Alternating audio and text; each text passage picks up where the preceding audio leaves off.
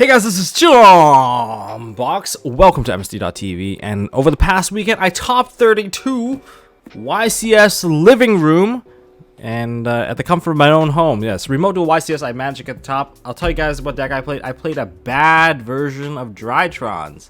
Yes, how did I even get that far with a bad version of Drytron? Well, I'll tell you why. It's just some of these bad choices actually ended up paying off, really well because I got a lot of mirror matches, and it seems like I have some pretty mean mirror match cards in my main, so that's also really helpful. But on the other hand, I also knew how to break a lot of the boards that kind of came up. And that's really it. Knowing how to play through and eating the hand traps. You have to know how to eat hand traps.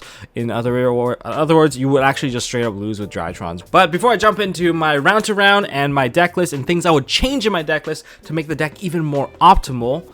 Well, first of all, I want to give shout outs to all of my friends that helped me test, JBJ, Justin, really appreciate you taking the time to stream with me and just gave me insight into the mirror match. In fact, I won all of my mirror matches. That's all right. Heavy thanks to you, Jesse, Agent Toffee. Thank you for testing Sky Striker with me and helped me get a really good understanding about that deck. So that was actually a really big part. Pack for helping me do the counter guide. That it came up. I actually had to refer to like things in my head, like, what did Pack say? What's good against Ignister? And that's the only thing I thought about. Susu for helping me in like 4 a.m. test. Gabe Vargas for helping me understand the Sky Striker matchup. We only have play tested 1 round, but that was enough to help me get an understanding of like what I need to do, because like the side of the game was really intense. And then of course stream guests that helped me play through a lot of these other games. So special thanks to you guys. And you know what, don't forget to check out MSTmerch.com to pick up some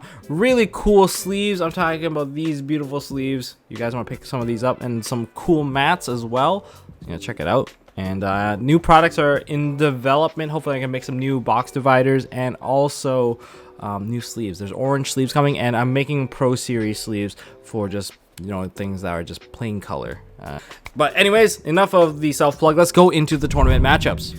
So round 1 was a lucky round for me, because round 1 I played against David, who played Raid Raptor. And why I said I got lucky, or rather he was unfortunate, because he registered the wrong deck. Raid Raptor, honestly, I respect the deck a lot because one of my buddies play Raid Raptor, and I know how far those combos go. If they go full combo, you still can't beat them because they have Ultimate Falcon, and we're talking about an Ultimate Falcon that has a VFD-esque effect which turns off all of your effects, and that part really sucks.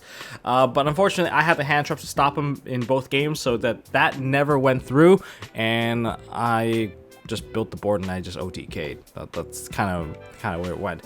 Now round two was insane because I don't even know what this matchup is. I don't even know the name of this deck, because this was memorable because I thought he was playing dinosaurs. I saw 2 fossil digs in game 1, and I negated basically I negated the misc. I negated the misc, and then he scooped up.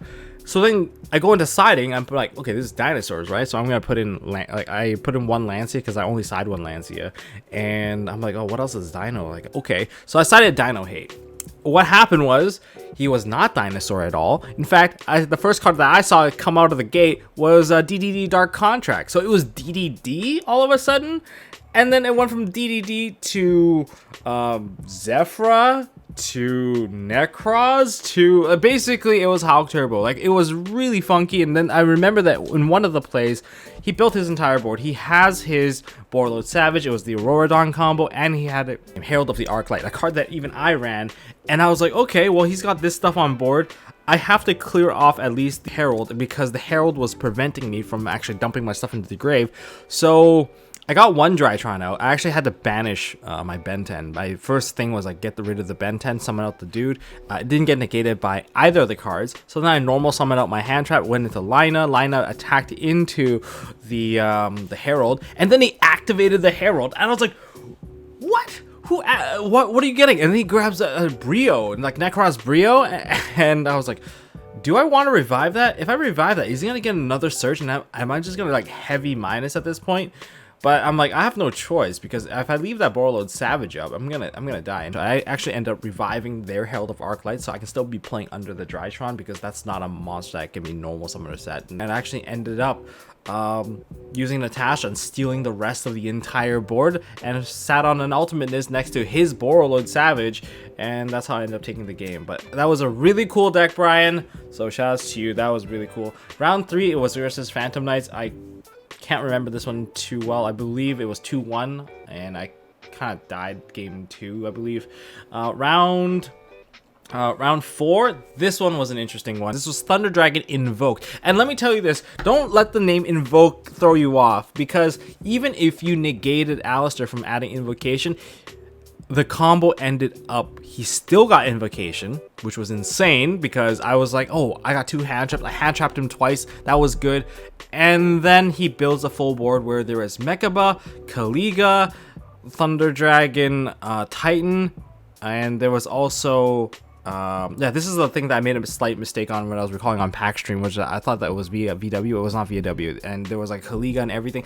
Everything was on board. Basically, the board was, I had one effect and I tried to kill him, and I actually found a way to do it. The way was, I activated my only effect, which was Zeta, to fetch the ritual spell, and then I activated Emergency to fetch the big Drytron, and then I perform my ritual summon right on that spot, and then I can attack all his monsters once, right? But then I got super polyed, and then I died. But then I ended up taking the game 3, so I still, like, at this point, I am 4-0.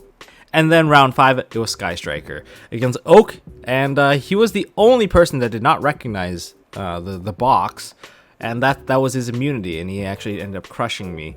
I won game 1. I lost game 2 and 3.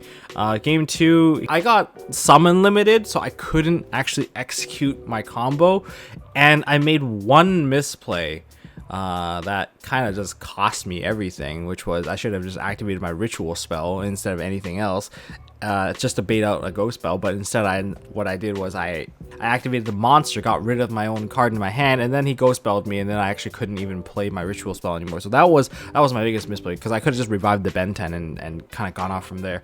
And then game 3, this is gonna haunt me forever. I thought it was safe. I have a ghost spell, so I can eat up any sort of cycle reader and stuff like that. So I activated my Alpha got me the Ben 10. I activated Zeta Ben 10, and then I got cycle readered. I chained my ghost spell, and then he changed the second cycle reader, and my whole grave got banished, and basically my world got completely crumbled. And this wasn't the only time. There was also another game where there was a main deck cycle reader, which was crazy.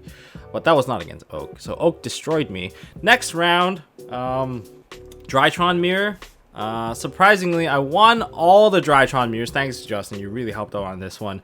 I believe I had the hand traps for this one, so that one wasn't too bad. And then round 7, another Drytron. This one, I believe, it was the one that I opened with like double crow, and I think it almost ended up being triple crow, because I crowed away all the ritual monsters, and that eventually allowed me to play. I started off with only one name, and I could not get the name off for the life of me, so I ended up just slowing the game down to a crawl because I had all the crows, and then that actually came back, and that actually helped me win.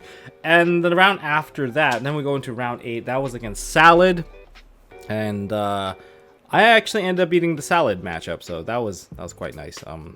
Next, we gotta go into day 2. So I went into day 1 with an X1 record, which was pretty solid. I believe I was 6th in my pod, and then I was, I think, 30th overall. So overall, still doing pretty solid. Now, as for the next 3 rounds of Swiss, I woke up, I was playing against Virtual World, against Joshua.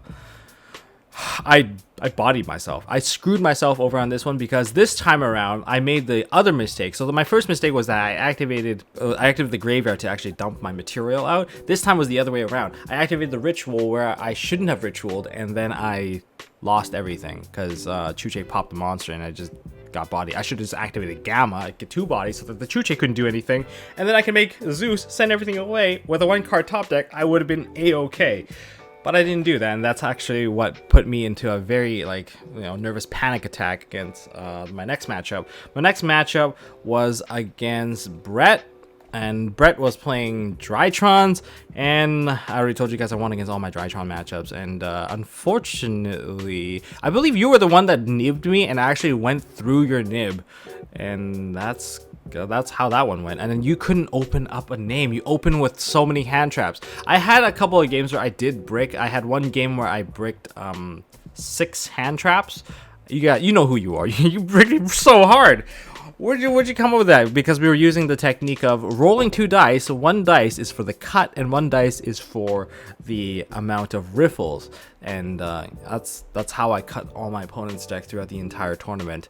And that's exactly how I went through. But in the end, I ended up winning against Drytron once more.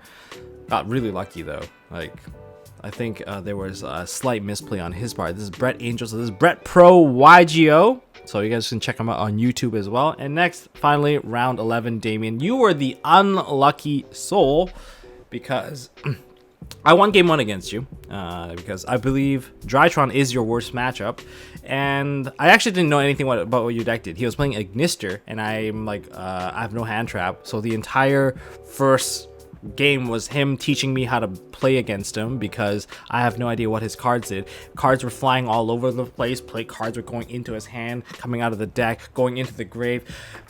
So I followed all of that to learn about what he did, and then I ended up just making 5 monsters onto the field, and then I just turned 3 of them into Unicorn to bait out a back row, which was the I believe that was an imperm, and then I used the next 2 to make an IP Masquerena, and then I used that to make an access code, and then I access code punched it over. And then he made a slight misplay because I got rid of his Ignister Island so that he needed Splash Mage, but he put back the wrong card into his extra deck, so he couldn't continue to play. Game 2 was the unfortunate one. He built his board. I had a huge struggle trying to out it, and eventually I did out it. I still put up something, and I had to pay like most of my, like I took a sick amount of damage, putting me down to, I still have the notepad here, I was down to like 27, and because it was due to time, I decided to cut my combo short, and I ended up with a Zeus, and he was basically about to break the board, and then his camera disconnected, and that cost him. Otherwise, we were going to time, and I think he was gonna win that one, which would have ended us in a draw, but instead his camera disconnected, which ended up me taking the win on that one. So then I look at who is second place, because I actually ended up 31st. So 31st place against second place, and that was Gunther or Christian Arena, and I got bodied. I opened with a hand. There's one thing about Gamma that I love and hate, is that you don't want to see Gamma in your opening hand unless it's one of the cards that you force out by a search, or you Nova it onto the board so that you can actually capitalize off of using it. But instead I had it in my hand, and it was that and a Delta. And game 1, he had 2 hand traps.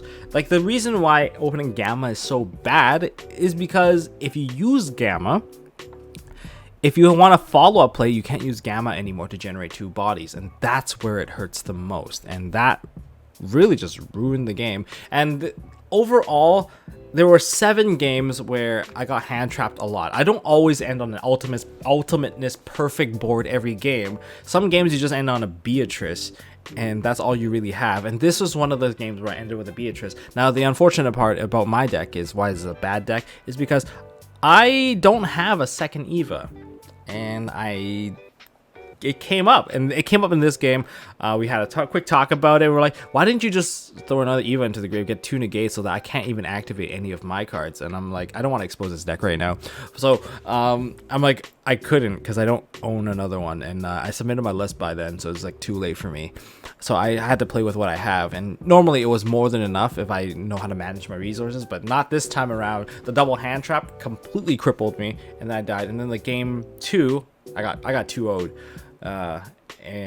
So I basically lost a $2,000 prize card, but it's all right. I'm just not too that sad. And what happened was he completely bodied me with triple hand trap. The third one was the one that killed me. Yeah, because I think he saw, basically he already saw like what the threat was by the second one.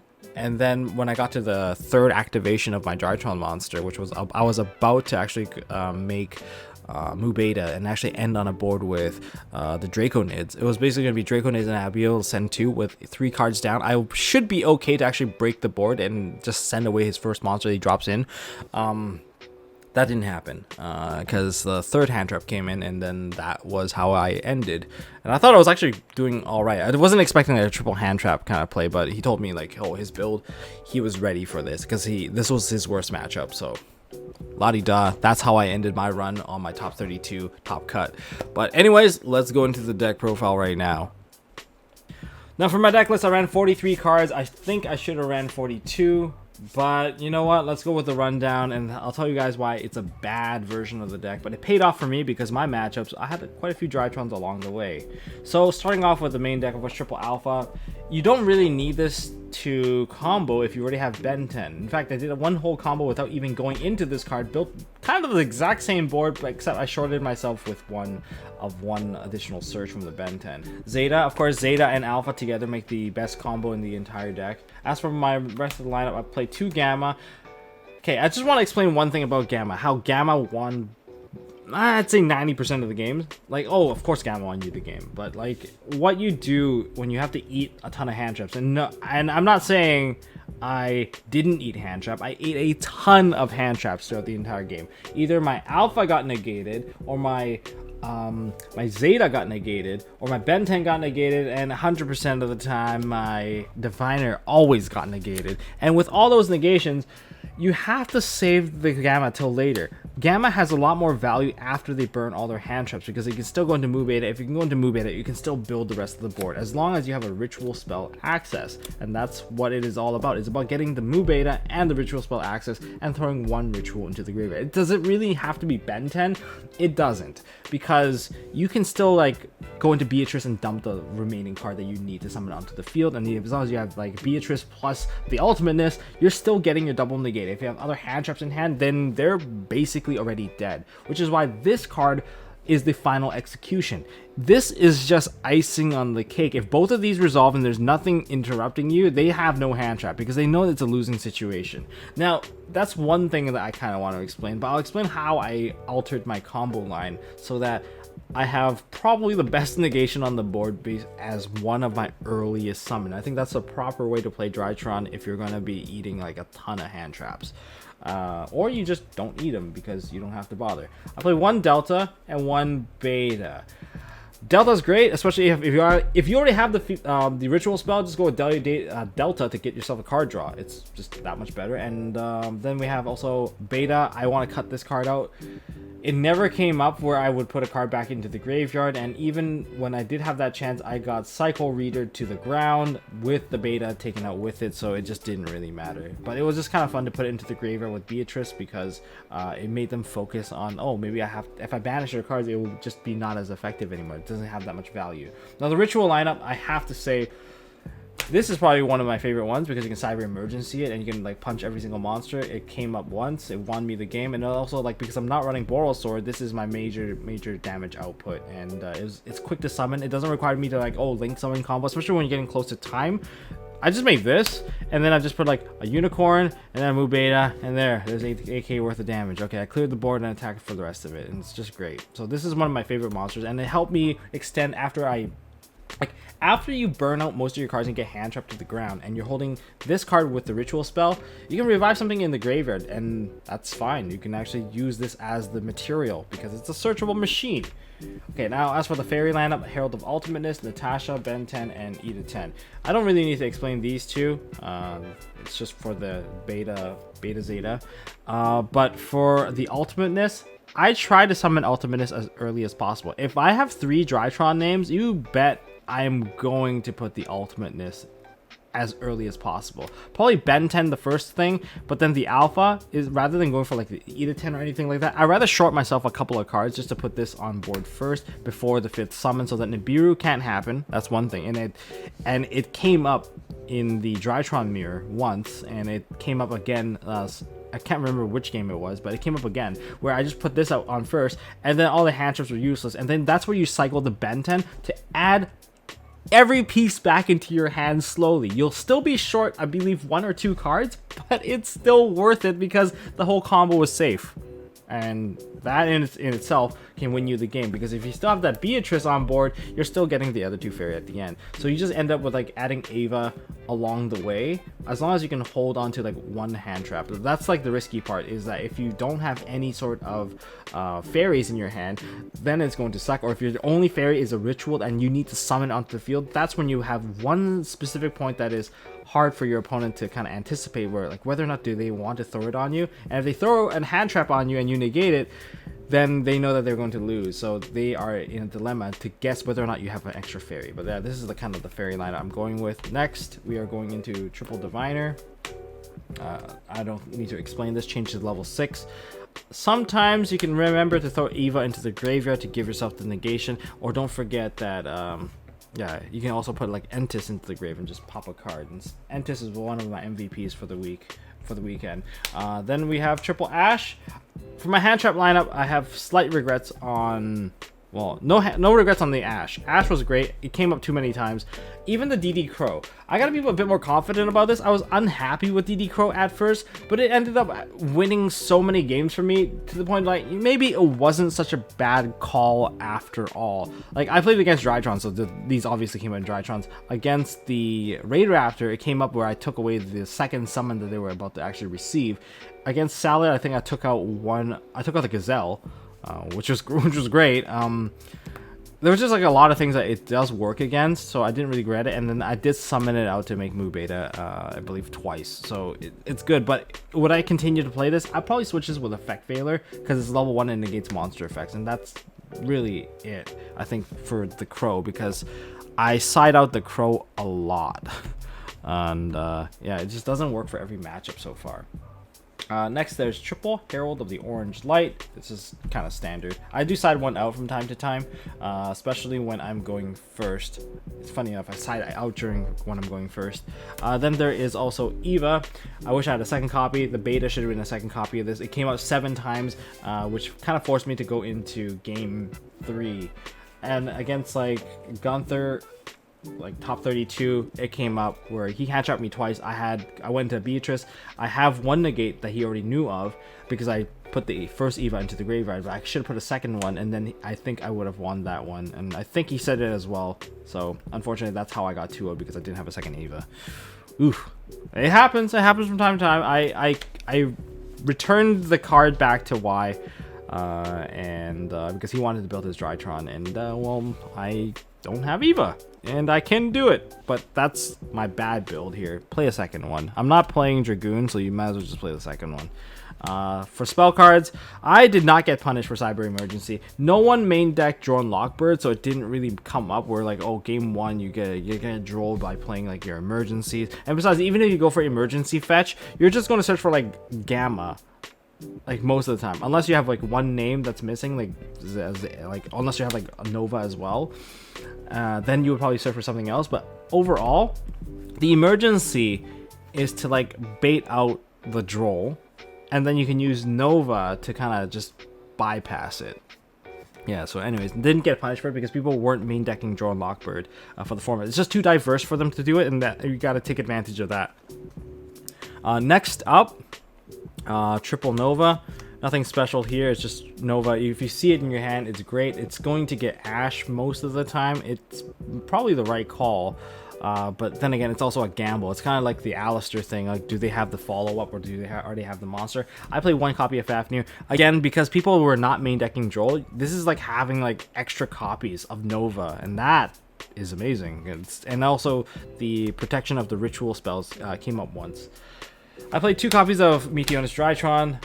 Super useful to have the second one. I'm not gonna lie, my opponent thought that I couldn't extend any further, but then the second Meteonis came out of the deck because I burned. This is how you can actually do lower resource combos by having a second Drytron, Meteonis Drytron, is because when you don't go into the Edaten to retrieve it from the graveyard, they think you burned it all out. But then when you activate your Zeta and you search another copy of it, that's when they get a little bit more confused. They're like, oh my god, he has another one? Of course he did. And then that Ben 10 that you searched for the Ava, or search for the Orange Light, that kept your whole combo safe, and that threw your opponent off. And they came up way too many times, and I'm really glad I actually played 2.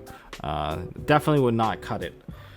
Foolish Burial is really nice. I sided out games 2 and 3 every time because there's no point in letting my opponent use Cycle Reader, and Cycle Reader is going to be a card, so don't play cards that they can free counter. So might as well play something a bit more useful. Extra Foolish Burial, I played 2 copies. I did not play prep rights at all. This helped me win 3 games. Entis is really good. I use it to pop like Imperm. I use it to pop a Solemn Strike, or force the Solemn Strike to basically die. Even though it's half your life, what you should consider when it's half your life is this: if my diviner got negated, then that's gonna hurt me way more. I'd rather pay 4K for acting like a mistimed Solemn Strike or Solemn Judgment, just so that my effects will go through, and basically sitting on the unbreakable board is worth it for 4,000 life. Did it ever come up in time where I would lose? Typically, if it's getting close to time, I would side these cards out because I just don't want to see it. But unfortunately, I did lose one in time. I sided one out, I still drew it, and I needed to break the board, and because of time, I couldn't win. I actually basically died to that one. That was against, I believe that was against Virtual World. And finally, I won Call by the Grave because Call by the Grave is Call by the Grave, and I played 2 Pot of Prosperity. I like and hate this card. I like it when, like, I only ever banish 3 with this, and I don't want to see a second copy ever. I had one game where I had 2 copies. I lost that game because I just needed extra hand to eat through the hand traps and the board built. Unfortunately, this card is the card that I side out every game, but do I want to cut the card entirely? No. I did use it to fetch a lot of cards, and I try to avoid using Delta whenever I go for pod, because remember, you can't draw when you use the pod, so that's the limitation. But giving you that extra reach, going like digging into like a Drytron Nova or digging into like a Diviner, completely fixes the hand. It's like just being able to see extra cards, even though like, oh, but you're playing like 43, why don't you just play less cards? It's true, I'm only digging for 1 card, but in the end, it's what it worked out for me, and it gives me a little bit of a siding space. Like, I would always take it out for siding because it's just kind of pointless to keep it in. As for the extra deck, there's nothing really special about my extra deck. My extra deck was like more or less the same as everyone else. There's of course 2 copies of the Mu Beta. Yeah, it came up, and having the extra ritual summon for the big boss is actually really nice. I have, of course, the Fucho, which is one of my defensive maneuvers where I put up the ultimateness in a Fucho, and they would spend so many resources trying to get rid of the ultimateness, but they can't kill you. When they burn resources and can't kill you, it's so awkward for them because this becomes a Zeus really soon later on. Then there's of course Beatrice and the Zeus. Nothing much to talk about. I really wish I had the extra Eva for this, but if you have to sit on just the Beatrice, you should still be able to get like 2 negates out of this. As for anything else, I have 1 Linkaribo. When I play the pot, I try to get a balance of things that I would actually throw out, like the Lina, the Nightmare Phoenix. These are the cards I consider taking out, and there's also like the IP Masquerena that I actually take out from time to time, because I'm like, if I'm going to end a board, I might not need this. If they have Dark Ruler, this is going to be pretty useless, and I'd rather just sit on a Lina instead, because the Lina will actually give me a card back. And one of my opponents actually popped their own Lina to add a Nibiru into their hand. So that was also quite neat, and it just really depends on what I need here. But if I'm going to banish the IP Masquerena, it's awkward sometimes, because sometimes I actually want to go into the Nightmare Unicorn, and Nightmare Unicorn with IP Masquerena is intense, because like they can't, especially against Tri Brigade, they just like lose their monster, and then you just negate whatever. The other card I typically go into is going to be the Appaloosa, so it's Unicorn, Appaloosa, and Access Code. I'm not playing Boral Sword, slight regrets on that, but I didn't have that many matchups against Ignister, so it was okay. But Boral's like Access Code is just as good, I suppose, but it's harder to reach for game, that's for sure. And I'm not playing Dragoon package in here. I just couldn't fit it. As for the other cards to send to the graveyard, 2 Heralds and an Entis, you just burn through these so quickly. This is one of my MVPs for sure. It just forces so many cards to activate, and it gives you a little bit of extra speed, especially with extra Foolish Burial. And especially when you summon out the Diviner, it turns into like a Solemn Strike bait, because if you send Entis, they're like, I just lose my strike anyway, so might as well not give you the level. So, you know, just having that just makes a complete threat. And that's the extra deck. Is there anything I would change in the extra deck? Not really. I didn't play that Millennium Eyes Restrict because I know it's a hand trap magnet, but it also eats you like 1,000 life points, and I'd rather just eat the hand trap. If I got drolled, I got drolled, and I did get drolled at least 2 to 3 times. But the only real effective droll, to be honest, is the one on the very first play. If they're drolling you afterwards, it's pretty bad, because if you have all the names in there already, you can easily generate 5 monsters on the field and just kill your opponent, so that part wouldn't really matter. And finally, as for my side deck, this is where my least optimal thing is going on. I don't even want to explain my choices because I have no excuse. I played 2 Twin Twister, 1 Cosmic Cyclone, and 1 Duster. Why the weird Cosmic Cyclone? Funny enough, I side this in against Drytron, just so that when they activate their Meteorus, I can just banish it and I just don't have to deal with it. Just, to me, this is additional DD Crow, and I don't really have that much space in my extra deck, so anything else here, when it's against Sky Striker, it's you side all this stuff in and you go second, so that when they go first, they just go into shiz. They go into shiz, maybe set 1 or 2 and pass, but if you draw like these blowout, like if you draw a Duster as a blowout completely, it's that's how you should be playing. You don't want to be building the board. They run too many hand traps for you to even play. That's why there's this this back row removal. I play triple imperm. Like, where's my big impact? Where's my droplet, right? But instead, I'm just playing triple imperm because I lent all my droplets out, and I still only want to play imperm anyway. Basically, I'm just swapping between hand traps because, of course, Drytron matchup, sided in the droll against. I learned that against. There's only 2 good hand traps against Ignister, and that's Droll and Ash, and that's it. That's when I went for the Droll. I played triple Ghost Belt. I side these in games 3 every game, whether I'm going first or second. These have to go in because Cycle Reader is going to be a big problem, and if you get Cycle Reader, you more or less just lose all tempo. But unfortunately, when I got my Ghost Belt, I got double Cycle Reader, and I got screwed. Then, finally, I have 1 Artifact Lancia, so that I can just use this to skip my opponent's turn if they're playing Tri-Brigade and they just don't have the ability to banish anything. And I play 1 Chaos Max. That's right! I played Chaos Max. Did I use it against Sky Striker? I couldn't even... Well, I almost did, but they prevented every scenario of letting me summon out this card. I should have just... I had an opportunity to summon, but I got greedy going into Mu Beta. Mu Beta kind of punished me for it, so that was unfortunate.